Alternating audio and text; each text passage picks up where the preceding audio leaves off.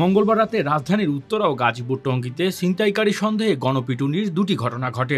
Uttara house building এলাকায় দুই ব্যক্তিকে পিটিয়ে আহত করার পর পায়ে দড়ি দিয়ে বেঁধে পথচারী সেতুর সঙ্গে উল্টো করে ঝুলিয়ে রাখা হয়।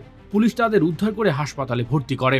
অন্যদিকে টঙ্গীতে এক যুবককে ছিনতাইকারী সন্দেহে পিটিয়ে হত্যা করা হয়। দুটি ঘটনায় সামাজিক যোগাযোগ মাধ্যমে ভিডিও আকারে ছড়িয়ে পড়ে। মানবাধিকার সংগঠনগুলো তথ্য অনুযায়ী গত ৬ মাসে গণপিটুনিতে নিহতের সংখ্যা উল্লেখযোগ্য হারে বেড়েছে।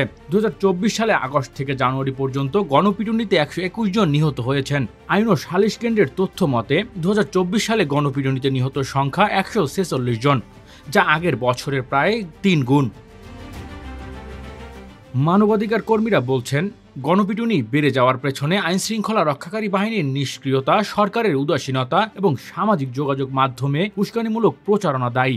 এ ধরনের ঘটনা আইনশৃঙ্খলা ব্যবস্থার প্রতি মানুষের আস্থাহীনতা ও বিচারহীনতার সংস্কৃতিতে প্রতিফলিত করে। আইনজীবীরা গণপিটুনিকে আইনের দৃষ্টিতে হত্যা বলে উল্লেখ করে এর সঙ্গে জড়িতদের কঠোর শাস্তির দাবি জানিয়েছেন।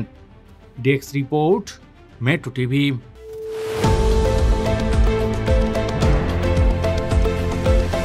দেশের পাশে, বিশ্বের সাথে, মেট্রো টিভি।